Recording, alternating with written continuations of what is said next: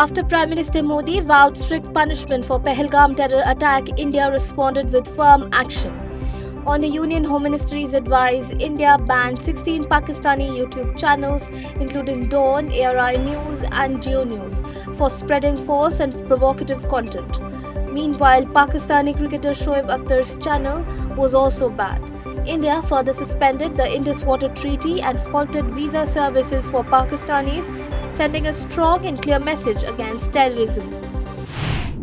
India has strongly condemned the BBC for its biased coverage of the Pahalgam terror attack, calling it a militant attack in a recent article. The Ministry of External Affairs issued a formal letter to BBC India's head, Jackie Martin, expressing strong disapproval. India warned that it would closely monitor future BBC reports. This follows a US Senate panel's criticism of the New York Times for similar terminology. Amid rising tensions between India and Pakistan, Prime Minister Narendra Modi met Defence Minister Rajnath Singh to discuss security preparedness after the Pahalgam terror attack. This follows a meeting between Mr. Singh and Chief of Defence Staff Anil Chauhan, where military decisions to counter Pakistan were reviewed. Meanwhile, Pakistani troops violated the ceasefire for a fourth day in a row, prompting a strong response from the Indian Army along the line of control. Following the PM Modi's government's warning of strict action against terrorism, police raided 13 locations in Jammu Kashmir's Doda district on Monday to dismantle terrorist hideouts and arrest those linked to terror activities. This move comes amid rising security concerns in the region. Earlier, Srinagar police had also carried out searches at several places, focusing on homes of overground workers and associates of banned terrorist groups under the Unlawful Activities Prevention Act. BJP leader Ravi Shankar Prasad condemned Congress leaders for their remarks on the Pahalgam terror attack, accusing them of harming national unity. He criticized Rahul Gandhi and Mallikarjun Kharge for supporting Pakistan's anti-India agenda, calling their statements shameful and insensitive. Prasad emphasized the pain of victims' families after facing backlash. Congress issued a gag order instructing leaders to follow the official stance. Meanwhile, controversy arose when Karnataka Chief Minister Siddaramaiah said there was no need for war with Pakistan. Maharashtra Congress leader Vijay Wadetiwar also sparked controversy by questioning victims' families' claims about terrorists asking their religion. India and France have signed a defense deal worth over 63,000 crore rupees for 26 Rafale Marine fighter jets. On April 9, 2025, the Cabinet Committee on Security approved the purchase for the Indian Navy. The contract includes 22 single-seat jets and 4 twin-seat jets, along with full support of maintenance, training and local manufacturing of components. The formal signing took place today at the Navy building in Delhi. Amid rising tensions with Pakistan, Indian Special Envoy Anand Prakash visited Kabul to strengthen India-Afghanistan ties. He met with Afghanistan's Foreign Minister Maulvi Amir Khan Muttaqi to discuss improving political relations, trade and regional issues. Prakash emphasized India's commitment to supporting Afghanistan, especially in infrastructure projects. Prakash serves as the special representative of India's Ministry of External Affairs for Afghanistan, Iran and Pakistan.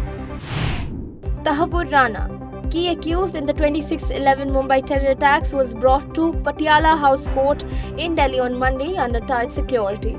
The National Investigation Agency requested a 12-day custody extension for Rana, who had just finished an 18-day remand. He was transferred from the NIA headquarters to face court proceedings. This move reflects ongoing efforts to hold those responsible for the 2008 attacks accountable.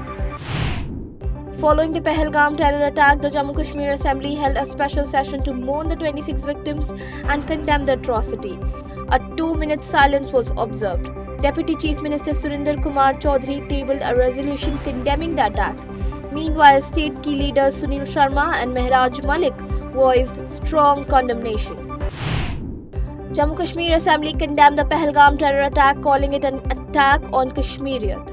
It expressed solidarity with the victims' families and called for a united response to such cowardly acts. Chief Minister Omar Abdullah expressed hope that the attack would mark the beginning of the end of terror in the region. He apologized to the victims' families, saying, "I have no words to apologize." Abdullah condemned the political exploitation of the tragedy and rejected calls for statehood during crisis, calling it disrespectful. After President Donald Trump condemned the Pahalgam attack, he reaffirmed America's unwavering support with India. The United States swiftly called for a responsible resolution between both nations. India, determined to stand strong, vowed retaliation and launched a strong diplomatic offensive against Pakistan. Meanwhile, Pakistan called for a so-called investigation trying to shift the blame. The world closely observes India as it prepares to confront the threat. Protests broke out around the world in response to Pahalgam terror attack, with demonstrations taking place from Canada to Denmark, the US, France, UK, Germany, Spain and Finland. People expressed their anger and support for India. Protesters held placards, chanted anti-Pakistan slogans and waved Indian flags. In California's Fremont, more than 400 people, including Kashmiri Pandits, gathered to condemn the attack and the ongoing persecution of Hindus in Kashmir. After Balochistan Liberation Army fighters killed 10 Pakistani army personnel, another tragedy struck on Monday. A blast during a peace committee meeting in South Waziristan killed at least 7 people. Officer Usman Wazir reported that part of the building collapsed because of the explosion. Rescue teams quickly reached the site. The police are still investigating and perpetrators of the attack remain unknown. After Justin Trudeau's resignation, Canada's political scene is shifting. In hours, Canadians will vote, with Conservatives aiming to end the Liberals' two-term rule. Liberal leader and newly appointed Pierre Marc Carney might use his central banking experience to tackle US trade threats, while Conservatives leader Pierre Poilievre has blamed the Liberals for economic issues.